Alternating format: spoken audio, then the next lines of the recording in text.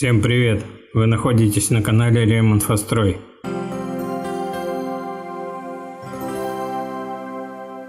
Разница между шпаклевкой и штукатуркой. Отличие материалов.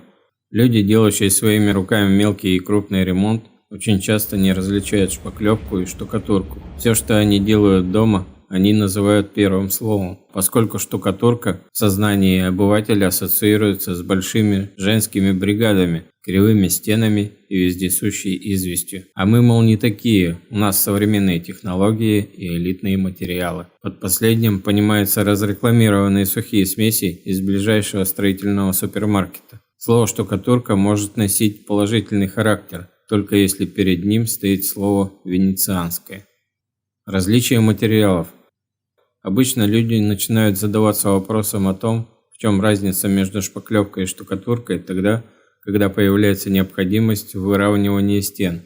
Как правило, они уже проконсультировались со специалистами, и те вынесли вердикт – надо штукатурить. И вот перед тем, как рисовать воображение давно несуществующих женщин с лишним весом в платках и грязных робах, стоит разобраться, чем шпаклевка отличается от штукатурки. Слово «шпаклевка» можно писать и как «шпатлевка». Четкого правила на этот счет в русском языке нет. Слово это является иностранным. Ориентироваться на слово «шпатель» тоже не стоит. Ни при сомнениях в правописании, ни при классификации процессов отделки. Шпателем много чего можно делать, например, обои со стены снимать. Принципиальная разница. Штукатуркой называют строительную смесь, предназначение которой выравнивание фасадных и внутренних стен, а также потолков. Шпаклевка – это тоже строительная смесь и тоже для выравнивания, но только уже не криволинейных конструкций, а небольших дефектов поверхностей. Имеются в виду трещины, а еще швы между плитами, перекрытия и листами гипсокартона, а также незначительные выбоины. Какую разницу еще можно выделить? За фиксированный объем штукатурки вы заплатите меньше. Это связано с тем, что крупный материальный наполнитель этой смеси обойдется дешевле. Штукатурная смесь прочнее, и это тоже за счет более крупного заполнителя. Укладывается штукатурная смесь более толстым слоем. Ну и, конечно, определенное отличие есть в составе. В штукатурную смесь входят либо цемент и песок, либо гипс со стабилизирующими добавками. Для шпаклевки потребуется тоже цемент с песком и пластификатором, но размер зерна будет меньшим. Используется и гипс для шпаклевки, причем гипс мелкого помола. Чем отличается гипсовая штукатурка от цементной?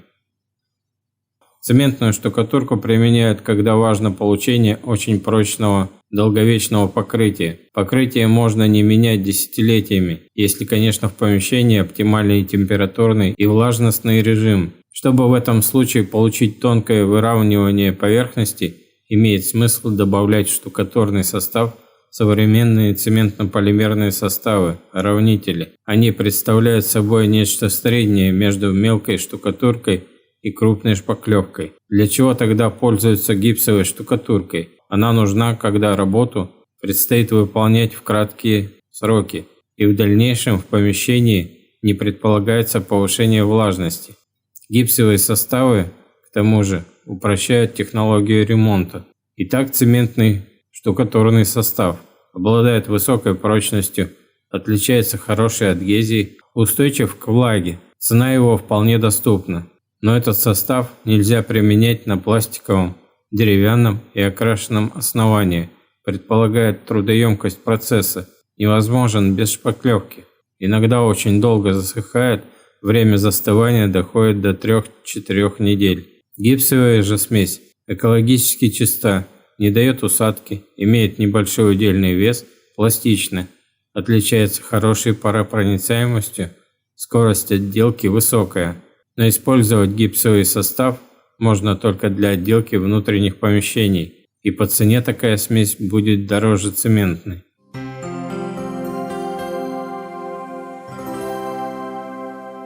Штукатурные работы. Иначе этот процесс называют черновой отделкой. Назначение этого процесса геометрически выровнять поверхность. При оштукатуривании наружных стен преследует и другую цель – создать дополнительный утепляющий слой, пусть и небольшой, в особенности тогда, когда в растворе присутствуют пористые заполнители – пемза, перлит и так далее. Штукатурный слой должен обладать некоторой прочностью, поэтому в его составе есть как вяжущие, так и заполнитель. Причем его фракция мельче, чем укладочных растворов, но больше таковых у финишных. Среди штукатурных растворов различают цементные, цементно-известковые, известковые, гипсовые. Существуют также известково-глиняные растворы, но они во внутренней отделке жилых помещений не применяются. Называется раствор по вяжущему в нем, то есть по цементу, извести и гипсу соответственно. Первые три вида растворов могут готовиться централизованно, а могут и приготавливаться на месте. Все зависит от объемов. Известковые смеси можно готовить больше, чем на сутки вперед. Они долго не теряют свою жизнеспособность. Гипсовые смеси продаются в сухом виде, и их замешивают на месте. Сейчас никто не пользуется чистым гипсом. Он быстро схватывается в течение 10 минут. В готовых смесях помимо гипса есть наполнитель мелкой фракции и ингибитор, замедляющий процесс схватывания. Главное отличие штукатурок и шпаклевок – именно зернистость первых. Песок, находящийся в их составе, можно прощупать руками, и он будет виден и ощутим на готовой поверхности, как бы ее ни гладили. Из-за этого оштукатуренная стена не может служить хорошим основанием под покраску или оклейку обоями. Их расход будет высоким, просто за счет увеличенной площади поверхности. Опоры, которые есть в штукатурном слое, впитывают клей и краску внутрь. Выровнять штукатуркой можно стены с большими завалами. Иногда пишут, что суммарный слой не должен превышать 5 см. На самом деле встречаются случаи, когда выпрямляют стену, заваленную строителями на 15 см.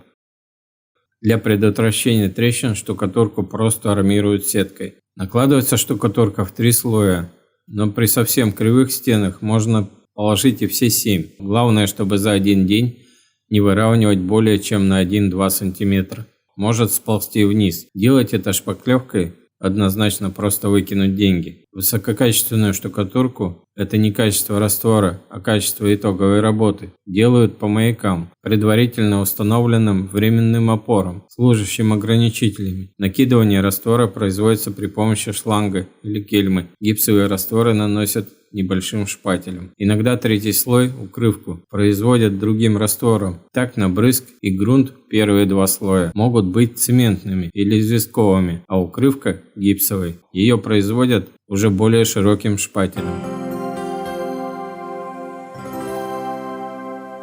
Шпаклевка и ее назначение.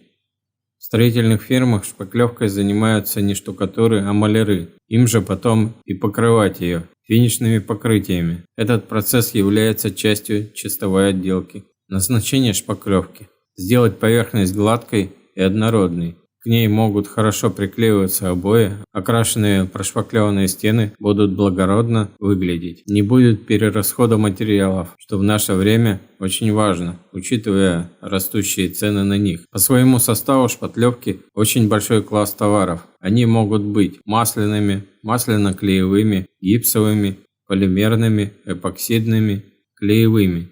И это далеко не все. Так, на некоторых деревообрабатывающих предприятиях составы для шпатлевания делают сами из охры, олифы, древесной пыли и глины. Каждая шпатлевка имеет свой состав, и не всякое из них можно шпатлевать все. Для каждого вида есть как предпочтения, так и ограничения. Эти материалы отличаются мелкозернистостью. Более того, при работе с ними следует внимательно следить, чтобы под шпатель не попал мусор. Это испортит и процесс, и результат. Некоторые виды шпатлевок продаются готовые, другие нужно разводить на месте. Одни дают прочную поверхность, другие требующие укрепления грунта. Или в составе есть гипс и мел. Шпаклевание поверхности производится широким шпателем. Окончательно стену можно отшлифовать, что со штукатуркой никак не проделать. Особенности выбора. Разобравшись, чем отличается штукатурка от шпатлевки, можно определиться, какие работы нужны вам. Для этого просто проверьте вашу стену обычным строительным уровнем. Если завал больше 1 см, выравнивания штукатуркой, а потом пройдитесь шпаклевкой. Если вам нет разницы, будет ли стена кривая или нет, главное, чтобы была гладкой, шпаклюйте. Существуют случаи, когда вам будет неважно, что применять, штукатурку или шпатлевку. Такое случается при небольших объемах. Например, нужно замазать дырку в стене после вытаскивания гвоздя, заделать место, откуда отвалился кусок старой штукатурки. Если ремонт в ближайшее время вы делать не планируете, густая масляная шпаклевка прекрасно для этой цели подойдет. Замазать выпавший кусок из деревянной поверхности, косметически замаскировать трещину на потолке или стене. Здесь можно пользоваться как гипсовой штукатуркой, так и шпатлевкой. Если первую прогладить мокрым шпателем, то следов такого мелкого ремонта видно не будет. На гипсовую сухую смесь можно ставить пластиковые подрозетники. Это самый удобный и дешевый способ их зафиксировать. Шпаклевкой это сделать не получится. Известковую штукатурку не заменить ничем, если вы хотите на стене сделать натуральную фреску. Вот и все отличия между этими материалами и видами работ. Если хотите узнать больше, освойте оба процесса. Такие навыки вам всегда пригодятся. А на этом на сегодня все. И если вам понравилось видео, ставьте лайк, подписывайтесь на канал и делитесь этим видео в соцсетях.